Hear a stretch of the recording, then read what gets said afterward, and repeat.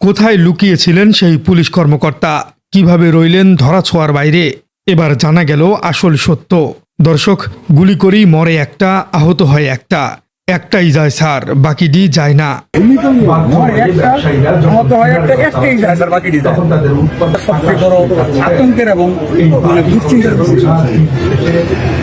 একবার চোখ বন্ধ করে লাইনটি ভাবুন। কোনো এক কল্পকাহিনীর নিষ্ঠুর ভিলেনের সংলাপ নয় এটি। এটি ছিল জুলাই আগস্টের সেই উত্তাল দিনগুলোতে আমাদেরই দেশের উচ্চপদস্থ পুলিশ কর্মকর্তার মুখ থেকে বেরিয়ে আসা এক চরম দাম্ভিক এবং শিহরণ জাগানো কথা। মাত্র ৪৩ সেকেন্ডের একটি ভিডিও। আর সেই ভিডিওতেই তৎকালীন স্বরাষ্ট্রমন্ত্রীর সামনে দাঁড়িয়ে ঢাকা মহানগর পুলিশের ওয়ারি বিভাগের সাবেক উপকমিশনার ইকবাল হোসেন অত্যন্ত আক্ষেপের সুরেই বলেছিলেন যে এত গুলি করার পরেও কেন ছাত্র জনতা পিছু হটছে না, কেন তারা বুক পেতে দিচ্ছে। কিন্তু সময়ের চাকা আজ বড়ই নির্মম। যেই ইকবাল হোসেনই কয়েক মাস আগেও ক্ষমতার দম্ভে ধরাকে সরাজ্ঞান করতেন, আজ তিনি কোথায়? ক্ষমতার পালাবদলের পর থেকেই তিনি যেন কর্পূরের মতো উবে গেছেন। দর্শক, আজ আমরা আপনাদের সামনে সেই চাঞ্চল্যকর সত্য উন্মোচন করব। কিভাবে এতগুলো দিন তিনি সবার চোখের আড়ালে লুকিয়েছিলেন, কিভাবে তিনি আইনশৃঙ্খলা বাহিনীর ধরাছোঁয়ার বাইরে থেকে নিজের অস্তিত্ব টিকিয়ে রাখার চেষ্টা করছিলেন, এবং শেষ পর্যন্ত কিভাবে আইনের দীর্ঘ হাত তার দিকে ধেয়ে আসছে।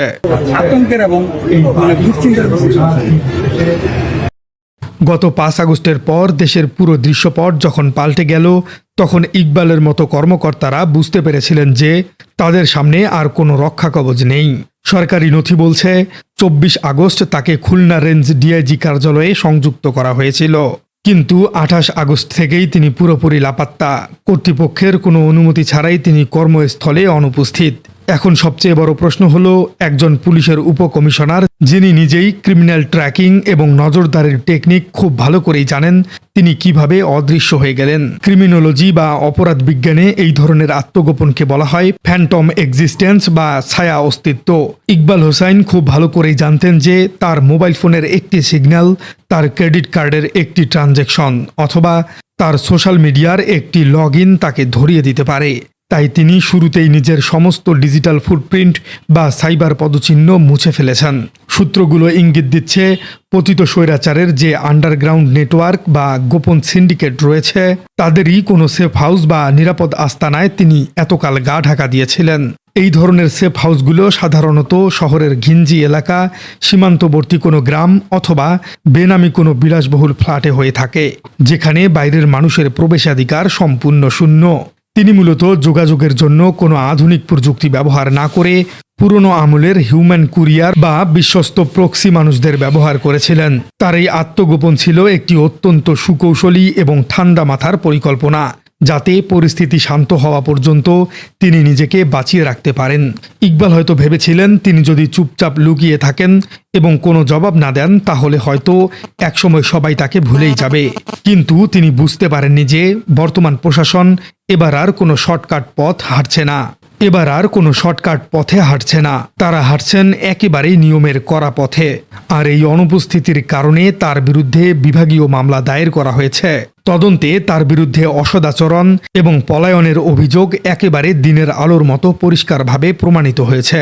স্বরাষ্ট্র মন্ত্রণালয়ের গোপন নথি থেকে জানা যাচ্ছে, তাকে প্রথম দফায় কারণ দর্শানোর নোটিশ দেওয়া হয়েছিল, তিনি কোনো জবাব দেননি। এরপর তদন্ত প্রতিবেদন এবং তার অপরাধের ভয়াবহতা পর্যালোচনা করে তাকে চূড়ান্তভাবে সরকারি চাকরি থেকে বরখাস্ত করার সিদ্ধান্ত নেওয়া হয়েছে।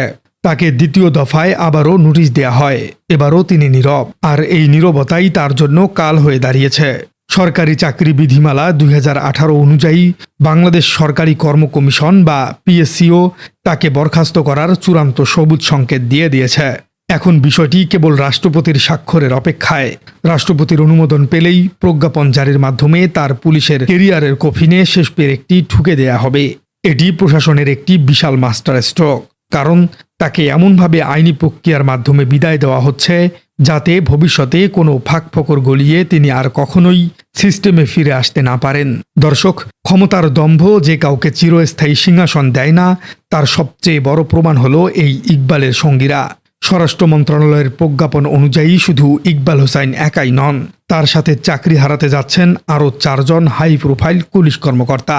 তাদের মধ্যে সবচেয়ে উল্লেখযোগ্য নামটি হল ডিএমপির সাবেক যুগ্ম কমিশনার বিপ্লব কুমার সরকার, যিনি একসময় পুরো তেজগাঁও এবং পরবর্তীতে ডিএমপিতে ত্রাসের রাজত্ব কায়েম করেছিলেন।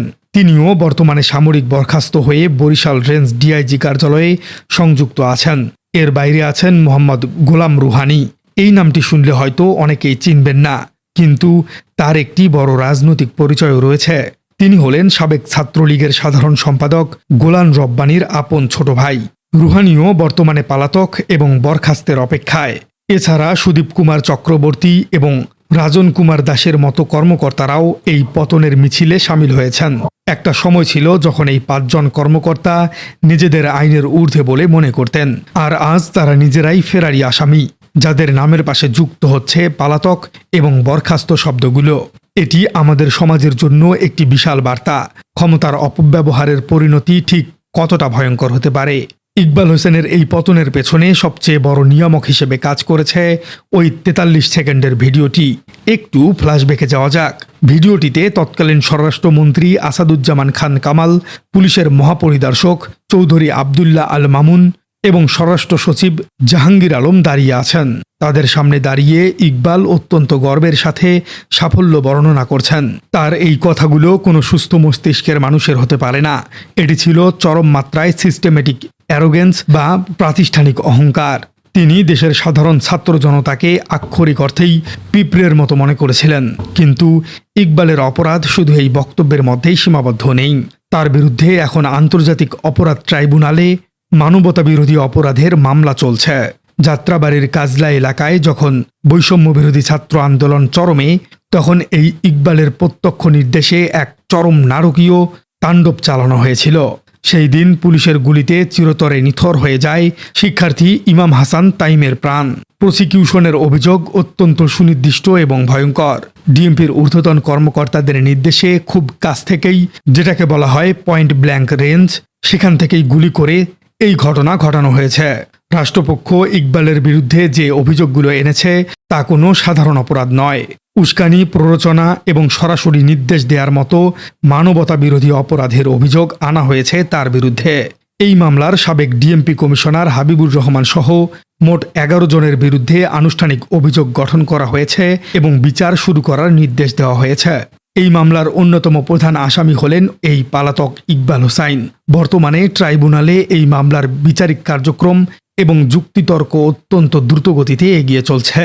আন্তর্জাতিক অপরাধ ট্রাইব্যুনালের বিচার চলার মানে হল ইকবাল এখন কেবল দেশের সাধারণ আইনে নয়, বরং আন্তর্জাতিক মানদণ্ডে একজন মানবতা বিরোধী অপরাধী হিসেবে চিহ্নিত হয়েছেন। তবে সবথেকে বড় প্রশ্ন হল, পুলিশ কি আদৌ তাকে গ্রেপ্তার করতে পারবে? আর তিনি এখন কোথায় বা আছেন সেটিও এখন জানে না বাংলাদেশের প্রশাসন। সুতরাং তাকে আদৌ কখনো গ্রেপ্তার করতে পারবে কিনা এটি পুরোপুরি অস্পষ্ট। প্রিয় দর্শক, 2 বছর পরে এসে সেই পলাতক পুলিশ কর্মকর্তার বিরুদ্ধে অভিযোগ এনে তাকে চাকরিচ্যুত করা হয়েছে। পুলিশ কি পারবে আসলেই তাকে গ্রেপ্তার করতে? আপনার কি মনে হয়? কমেন্টে জানিয়ে দিন আপনার মূল্যবান মতামত। আর আমাদের চ্যানেলে নতুন হয়ে থাকলে চ্যানেলটি সাবস্ক্রাইব করে বেল আইকনটি বাজিয়ে দিন। দেখা হচ্ছে পরবর্তী কোনো ভিডিওতে।